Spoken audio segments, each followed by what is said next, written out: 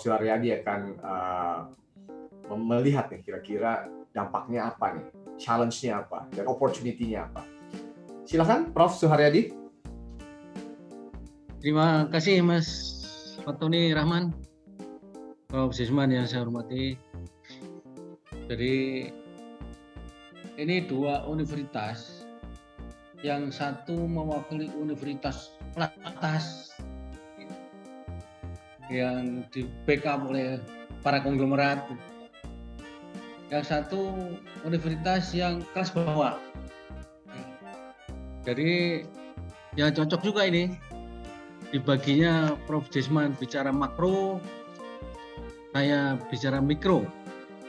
Jadi pengusaha besar itu senangnya ya makro-makro, pengusaha kecil ya mikro-mikro.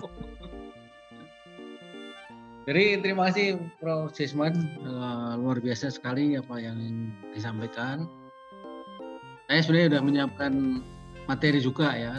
Sebenarnya materi awal-awal saya itu lebih menyajikan data-data yang tadi sudah disampaikan oleh Prof. Desman ya. Jadi saya tidak akan satu persatu ya membahas paper saya ini ya. Nanti lebih kepada pembahasan mengenai momentum UKM pasca pandemi. Tuh, mulai dari situ saya kira. Awal-awalnya masih makro tapi lebih kepada menyajikan data-datanya. Kalau Prof. Desman tadi menyajikan secara umum dan sangat bagus sekali gambaran-gambaran bahwa di setiap masalah itu selalu akan muncul hal-hal baru ya yang memang harus diantisipasi karena kondisinya sudah tidak normal lagi. Tidak bisa menggunakan hal-hal yang normal untuk mengatasi hal yang tidak normal. Sehingga new normal itu yang kemudian mengemuka ya pada waktu bagaimana kita menghadapi masa depan kita. Nah, memang COVID-19 ini yang mulai dari Wuhan, kita kaget ya. Di Wuhan begitu muncul, langsung pemerintah Cina lockdown seluruh Wuhan ya. Ternyata memang harusnya seperti itu. Wuhan sekarang sudah sama sekali terbebas ya. Masyarakatnya sudah tidak ada lagi COVID yang ada di sana karena tindakan cepat, tepat, dan dalam waktu yang sesingkat-singkatnya menyelesaikan. Jadi waktu Wuhan sudah lockdown, Amerika sendiri begitu ketularan karena kebebasan yang ada di sana, masyarakatnya tidak bisa dikekang atau diatur dengan rigid ya, sehingga Amerika yang paling perkembangan COVID-nya. Ya. Sekarang ini data yang ada itu yang terkena COVID keseluruhan itu sudah 91 juta ya, total seluruh dunia. Karena yang berasal dari Wuhan kemudian menyebar, sekarang saya kira hampir tidak ada satu negara pun yang tidak terdampak oleh COVID ini ya. Masalahnya Indonesia ini mengalami perkembangan di negara lain sudah mulai landai, kita justru meningkat sangat tajam.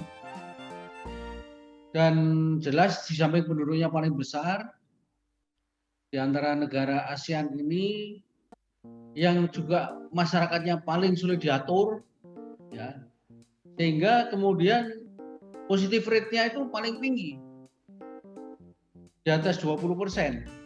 Indonesia akhir-akhir ini, tadinya itu antara 3-5,5% itu masih sangat normal ya, tapi sekarang kita sudah sangat tinggi sekali. Nah ini yang menyebabkan bahwa apakah kita boleh bertanya, Pak Jusman mungkin bisa memberikan juga wawasannya ya. Pemerintah sudah sangat yakin ya bahwa minus 2,4% pertumbuhan ekonomi tahun 2020 ini akan diikuti dengan pertumbuhan ekonomi positif lagi, yang tadinya diperkirakan 5,6%, sekarang diralat kira-kira 5%. Tapi kalau COVID ini, dengan catatan nih COVID bisa diatasi. Ini asumsinya COVID bisa diatasi, itu baru kemudian pertumbuhan ekonomi bisa seperti yang diharapkan bersama. Tapi melihat kondisi terakhir-terakhir ini, saya khawatir ya, prediksi 5% ini tidak tercapai. Bahkan mungkin ya mudah-mudahan tidak minus lagi ya. Tetapi seperti Prof. Jusman sampaikan tadi, kalau ingin menjadi negara maju pada 2045, kan minimum pertumbuhan ekonomi rata-rata 7-8%. Tadinya 5,5% saja kita hanya berhenti di middle income tracks ya, types ya. Jadi itu kita terbelenggu di situ. Nah, sekarang dari COVID dan tidak bisa diatasi, masyarakat juga jenuh dengan kondisi PSBB, PMKM dan lain sebagainya, hingga sulit diatur. Ini makin memperberat situasi yang kita hadapi di masa yang akan datang. Ini yang makin menyulitkan kita ya. Nah, saya terusin saja karena Pak Jusman sudah menjelaskan secara menyeluruh tadi. Nah, mungkin masuk ke terus saja ini aja apa ya terus. Nah, kondisi resesi tahun 2020 terus lanjut lagi. Terus, nah ini kita kan dengan pertumbuhan ekonomi yang minus ini sudah masuk ke dalam jurang resesi. Ini beberapa dampak negatif nih riset dari BCA ya yang menunjukkan bahwa akibat wabah COVID-19 ini itu ada yang terkena dampak sangat tinggi ya dalam konteks usaha keseluruhan yang omset turun di atas 30%, bahkan 80%. Banyak yang terjadi, yaitu pariwisata itu paling terpukul ya. Tadi Mas Putu yang dari Bali itu sangat merasakan betul di Bali itu yang tadinya begitu ramai sekarang sepi, tidak ada penghuni. Hotel-hotel sudah diiklankan mau dijual, banyak sekali hotel yang mau dijual. Tahu siapa yang mau beli? Tidak mau sekarang ini. Jadi yang impact-nya paling tinggi adalah sektor pariwisata, hotel, restoran, transportasi, agen perjalanan dan lain sebagainya. Kemudian yang impact-nya medium itu otomotif itu walaupun penjualannya menurun, tapi ternyata orang yang hobi beli mobil juga masih banyak, motor juga masih banyak. Peternakan, perikanan dan lain sebagainya. Yang paling rendah terkena impact-nya adalah alat kesehatan otomatis ya. Makanan pokok sehari-hari kita gunakan ya. Kemudian distribusi retailer dan lain sebagainya. Ini beberapa hal yang perlu kita waspadai, kita perhatikan apabila kita ingin tahu sebenarnya momentum kebangkitan ke depan itu dimulai dari mana. Yang memang tidak mudah saat ini dilakukan. Ya, terus.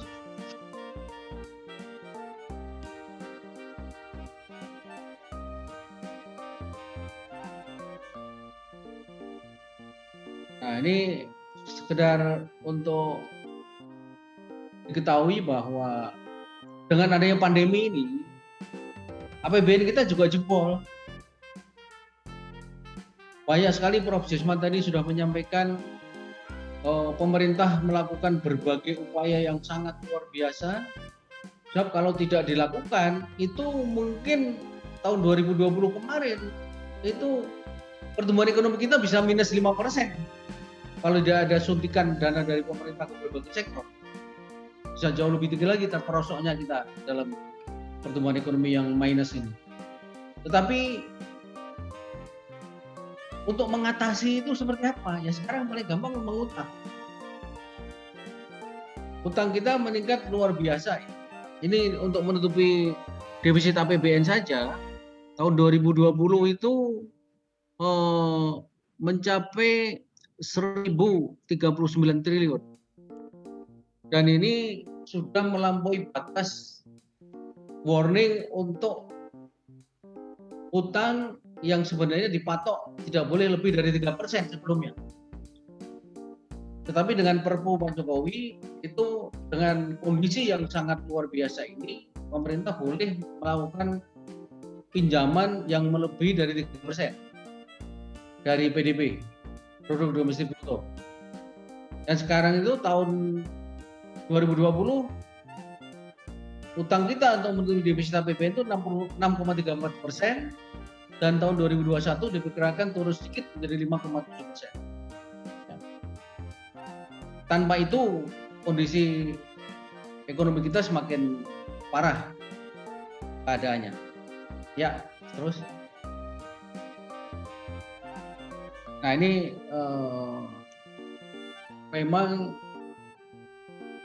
defisit APBN ini sebagian besar digunakan untuk mengatasi pandemi dalam konteks kesehatan kita. Tadi Pak Antoni sudah menyampaikan bahwa kita ini harus menyediakan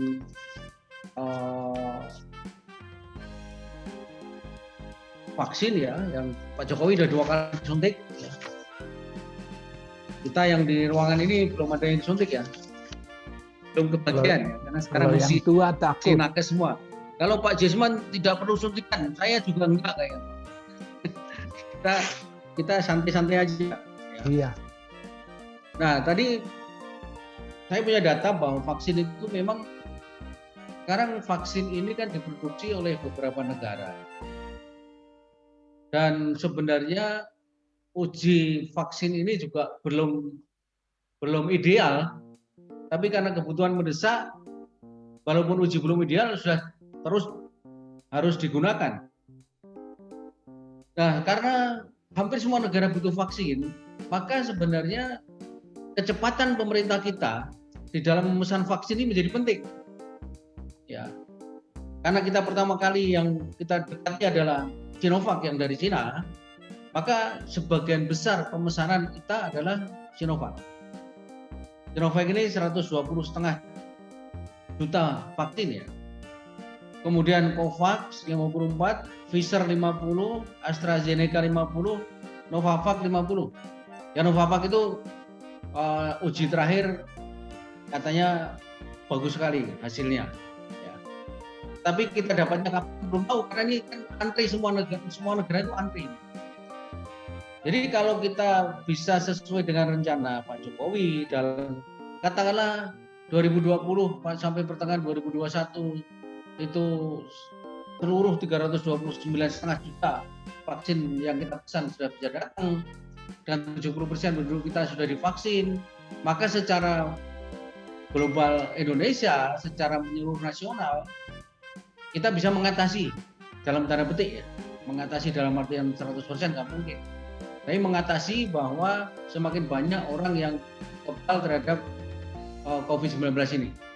Nah ini baru kita bisa melangkah lebih lanjut. Artinya sampai pertengahan 2022 ini kita masih harus prihatin. Itu yang harus kita lakukan. Nah, ini dampak berikutnya saya langsung ke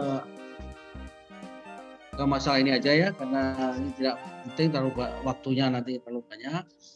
Momentum UMKM ya. Langsung diambil di momentum UMKM. Ini urusannya terus.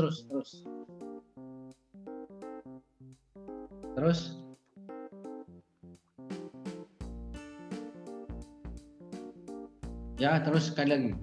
Nah, ini memang data yang bisa saya dapatkan. Penelitian beberapa bulan setelah pandemi berlangsung itu di Indonesia, Filipina, Thailand, Laos. Dampak sementara dari data yang ada, ya saya tidak tahu nih mudah-mudahan karena memang sumbernya yang ada cuma di sini. Di Indonesia usaha UMKM yang tutup usahanya itu 48,6%. Ya. Ini juga Ketua Kadin waktu menyampaikan dulu dalam raportnya kepada Bapak Presiden 48,6% UMKM itu gulung tikar, artinya tutup usahanya. Yang mengalami penurunan permintaan domestik 30,5%, yang mengalami gangguan rantai pasok 19,8%, dan yang mengalami pembatalan kontrak 14,1%. Ini data yang saya punya. Jadi memang dampak terbesar dari pandemi ini yang terkena ada terutama adalah UMKM. Pengusaha besar juga semua terkena. Ya. Tetapi yang paling parah memang usaha menengah dan usaha mikro kecil menengah ya. Dan kalau kita lihat ya, ini memang nanti dikaitkan dengan cita-cita Prof. Desman membangun dengan teman-teman di Prasetya Mulia bagaimana membentuk pengusaha-pengusaha baru. Ini sangat luar biasa. Saya kira saya mengamati karena saya sendiri sudah lama berkecimpung di pendidikan tinggi, Pak Desman. Saya dulu pendiri Universitas Mercu Buana. Dari nol sampai 35 tahun sama saya membangun dari mahasiswa 114 sampai terakhir saya tinggalkan 30.000 lebih mahasiswanya. Sekarang membentuk segi baru saja ini baru 3 semester ini Universitas Jaya Nusantara. Ya mudah-mudahan dengan pengalaman yang saya punya ini bisa berkembang lebih cepat ya. Nah kembali ke masalah UMKM. Ya UMKM ini kan usaha yang terkecil yang di dalam data yang ada itu saya nggak tahu Prof. Desman kita memberikan satu wawasan enggak ya, itu 97% lebih ya, bahkan ada yang bilang 99,9% itu UMKM, yang 0,001% itu yang pengusaha besar ya. Nah sekarang yang mau dituju itu kan tadi sekarang ini 3,5% mau diarahkan menjadi 7% ya. Itu adalah saya yakin itu usaha menengah ke atas ya. Karena kalau kita lihat usaha mikro itu adalah kalau per definisi ya, usaha mikro yang paling kecil itu memiliki kekayaan bersih paling banyak 50 juta, tidak termasuk tanah dan bangunan. Memiliki hasil penjualan tahunan paling banyak 300 juta. Itu usaha kecil, mikro ya. Nah sekarang Bu Sri Mulyani karena ada KUR itu ada ultra mikro lagi yang definisinya belum ada, tapi di bawah itu. Artinya bagaimana pemerintah membantu masyarakat sehingga dia bisa berusaha dari bantuan pemerintah itu. Nah dalam prakteknya seperti apa ya kita belum tahu, terlalu dini untuk kita lihat ya. Usaha kecil itu kekayaan bersih 50 juta sampai dengan 500 juta.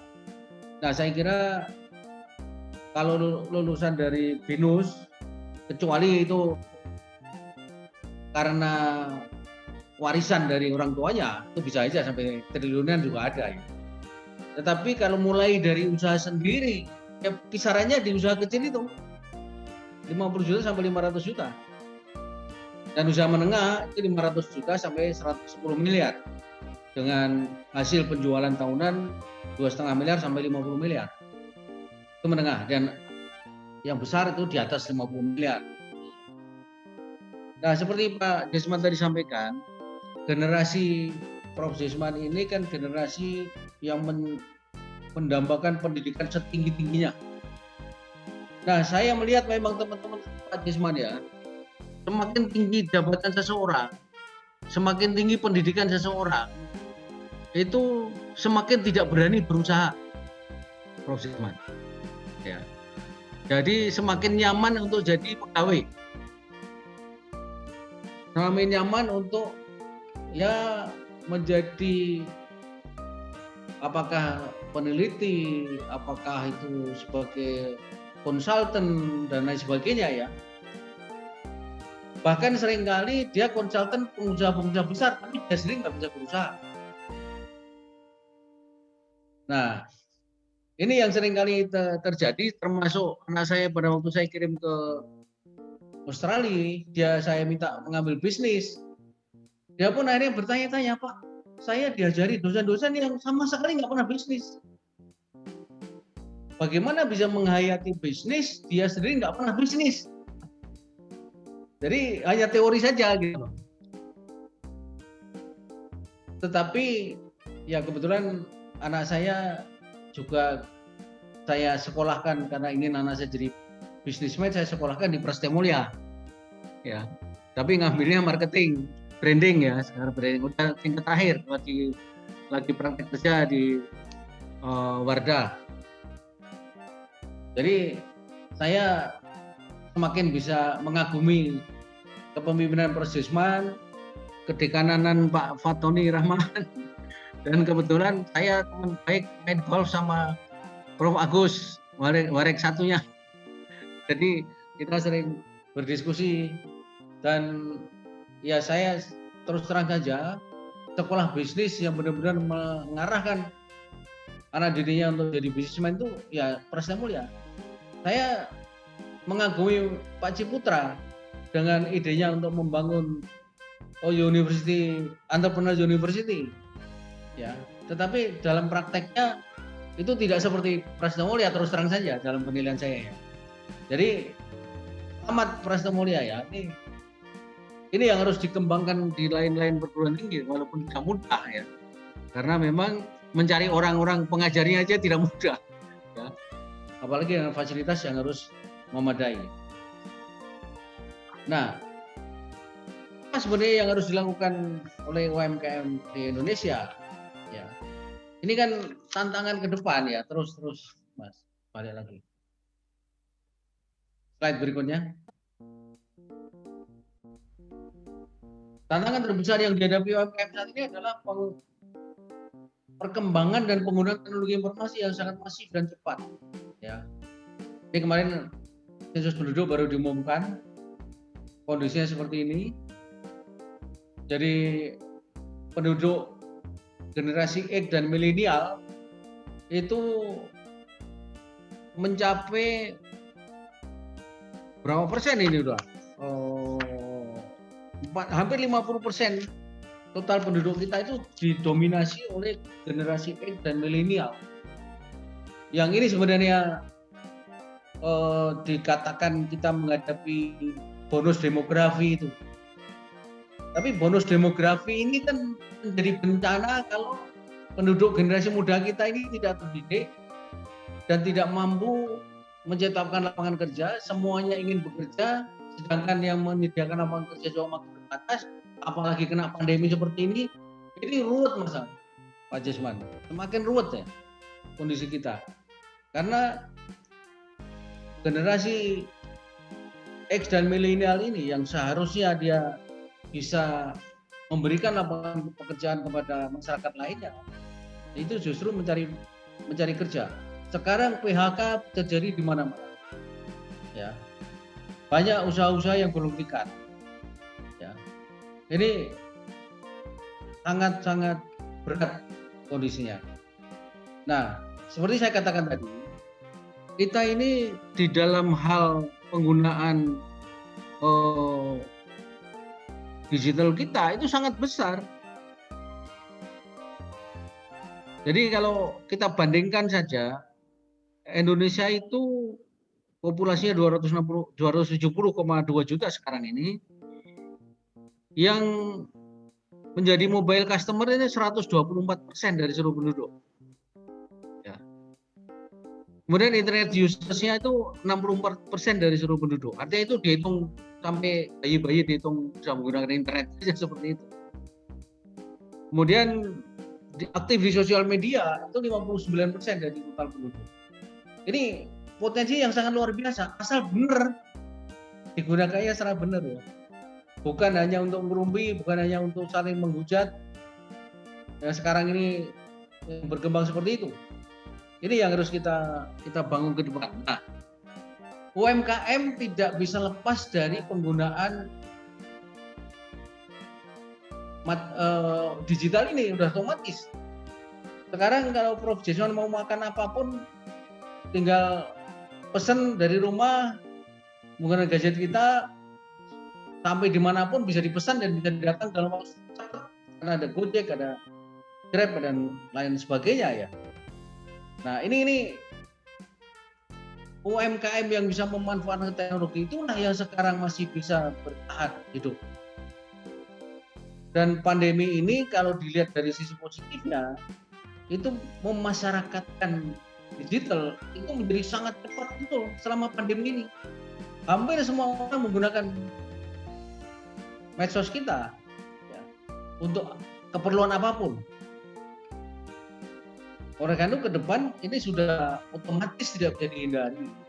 UMKM yang tidak terbiasa menggunakan itu ya otomatis akan gulung tikar terus lamanya. Karena memang pasca pandemi itu tidak mungkin terlepas dari hal-hal seperti itu. Nah, saya membayangkan dari semua uraian itu, satu terus lagi, slide berikutnya.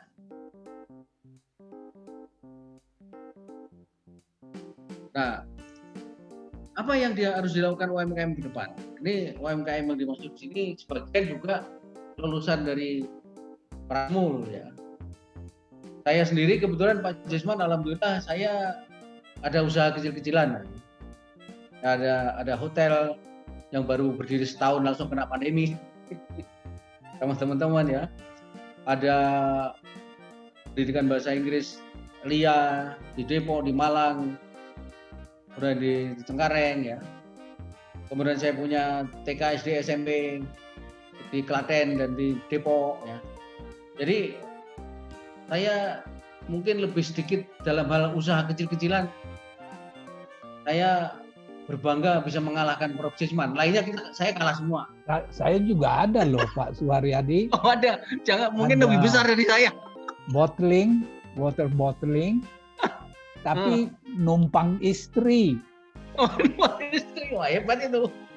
Hebat. Yang penting Prof, ada yang ditumpangin. Ya. Daripada nggak ada yang bisa ditumpangin. Jadi, nah sekarang dengan saya keluar dari Mercu Buana, saya mendirikan Dian Nusantara sama beberapa teman. Ya, kita bertiga, Prof. Ya, mudah-mudahan bisa berkembang ke depan lebih baik. Ya.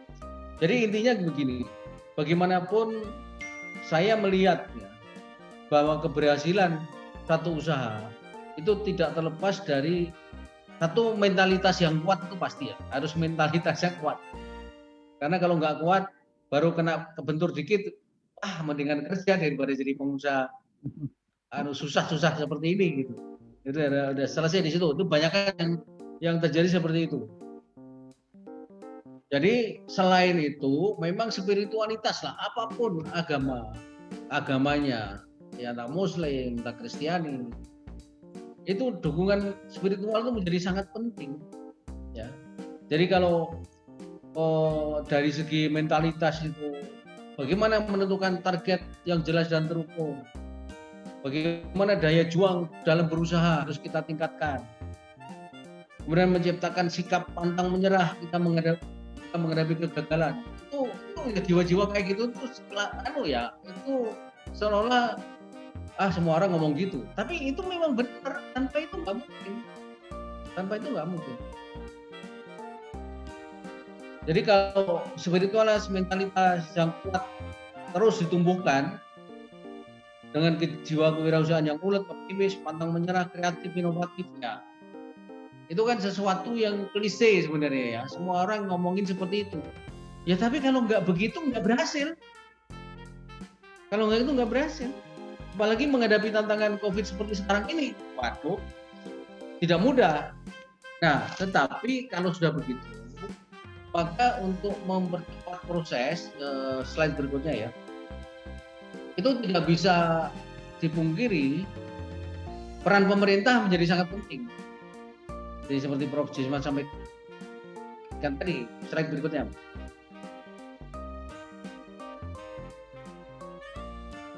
Jadi pemerintah itu harus memberikan bantuan permodalan. Bantuan itu tidak harus gratisan ya, tapi dengan bunga yang lebih rendah dan lain sebagainya ya. Sekarang yang bunga rendah kan hanya kur saja. Yang kur itu ultra mikro itu. Yang mikro saja tidak mungkin tanpa agunan, tidak mungkin tanpa ini bunga yang murah. Semua berlaku sama. Ini berat sekali. Di berbagai negara sekarang bunga itu sangat turun, bahkan mendekati 0% di beberapa negara ya. Di kita bunganya tetap tinggi. Sekarang relaksasi karena saya juga punya utang ya, bikin hotel di Malang itu utangnya juga banyak. Relaksasinya itu hanya bisa diberikan, pokoknya tetap bunganya tidak turun tapi bayar bunganya saja boleh. Tapi sebenarnya kan relaksasi seperti itu juga sangat memberatkan juga ya. Nah, sehingga sebenarnya perlu bantuan pemerintah itu menurunkan tingkat suku bunga kita.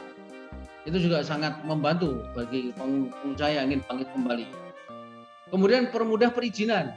Nah, sekarang Pak Jokowi kan selalu di mana-mana mempermudah perizinan segala macam.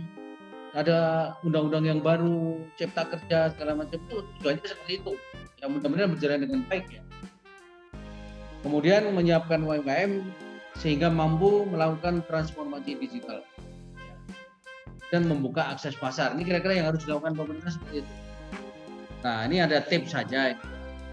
Ini berikutnya, slide berikutnya. Jadi Ki Hajar Dewantara yang sebelum kemerdekaan itu sudah memberikan tips kepada kita. 3T. Titeni, tiru, tambahi. Ya, titeni itu amati atau observasi. Melakukan pengamatan terhadap produk-produk yang sudah eksis, yang sudah mempunyai keunggulannya, kelemahannya masing-masing, itu dilihat, diobservasi betul. Kemudian yang kedua, tiru, meniru, menduplikasi. Membuat produk yang serupa sampai kalau bisa sama persis. Tetapi harus ditambah yang T3, tambahi, modifikasi. Melalui inovasi baru, membuat modifikasi terhadap produk yang sudah eksis sehingga produk kita punya keunikan tertentu dan lebih unggul dibanding produk yang ada sekarang. Ini baru bisa bersaing begitu. Nah, kalau kita lihat kan Jepang, kemudian Korea, Samsung ini kan sebenarnya tadinya juga meniteni iPhone seperti apa, Nokia seperti apa, dia tiru, kemudian dia tambahi sehingga lebih berhasil sekarang Samsung dibandingkan iPhone sendiri pun. Ya, jauh. Mobil-mobil Jepang pada waktu itu jauh lebih efisien daripada mobil Amerika sehingga laku di pasaran dengan cepat. Nah, Cina ini terkenal sekali dengan 3T-nya. Hampir semua produk Cina itu hasil meniru. Ya. Tapi kemudian dia tambahi dan sukses Cina. Sekarang mengalahkan Amerika malahan secara ekonomi hampir. Ya. Dan terakhir saya kira slide saya yang terakhir membangun momentum kebangkitan UMKM secara konkret.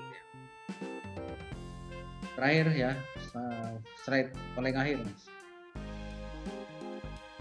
Saya mempunyai 3 formula sebelumnya ya. 1, memanfaatkan teknologi informasi.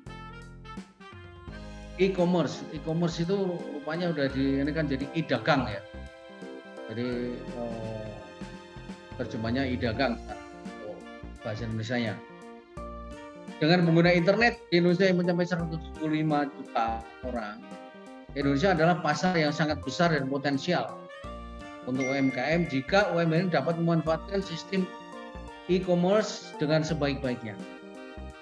Potensi ini akan semakin besar jika UMKM dapat go global. Karena memang ekspor UMKM kita itu masih kecil sekali, baru 14% secara nasional. Sehingga itu memang harus dimaksimalkan. Maksimalkan 3T tadi, ya, dengan sebaik-baiknya. Ya. Jadi harus lebih kreatif dan inovatif. Saya punya anak teman saya itu lulusan Prasetya Mulia, karena buka tukang cukur, tadinya sukses sekali. Tukang cukur di mana-mana, dia buka di Padang, dia di Jakarta, dia sampai beberapa kota. Cepat sekali, masih muda. Belum ada 30, baru lulus kan 21, 22. Dia melejit betul, umur 25 sampai akhirnya putus sama pacarnya gara-gara ngurusin usahanya. Ya. Tapi sukses itu. Cuman sekarang memang berat dengan kondisi pandemi itu kan nyukur kan harus berada pada depan muka ya, susah juga ini berkembangnya ya. Tapi itu salah satu yang saya lihat luar biasa lulusan dari, sehingga dia sekarang switch ke beberapa kegiatan lain ya, tapi tetap berusaha karena dia orangnya kreatif, tanpa menyerah, daya juangnya sangat tinggi ya. Tidak puas dengan kondisi yang ada saat ini, tantangan ada, ini tidak bisa diatasi, tidak bisa diteruskan, dia pindah ke tempat lain yang kemudian bisa berkembang lagi. Kemudian yang terakhir adalah bagaimana mengoptimalkan potensi generasi X dan Y ini. Jadi bagaimana bonus demografi yang selalu digembar-gemborkan oleh semua pejabat Indonesia, kita sedang mengalami bonus demografi. Itu tidak menjadi bencana, tidak menjadi beban, tapi betul-betul bisa dimanfaatkan secara sebaik-baiknya untuk semakin memperbanyak golongan pengusaha-pengusaha yang tadi sampaikan Pak. Bagaimana pengusaha kita yang sekarang 3,5% menengah ke atas ini bisa meningkat menjadi 7%. Caranya gimana? Yang usaha mikro kecil itu diangkat menjadi menengah menjadi besar. Itu saya kira yang paling penting harus dilakukan. Demikian saya kira apa yang ingin saya sampaikan, mudah-mudahan ada manfaatnya kepada Bapak Ibu yang mendengarkan dan adik-adik para mahasiswa baru baik dari Universitas Prasetya Mulia maupun Universitas di Nusantara. Terima kasih. Assalamualaikum warahmatullahi wabarakatuh.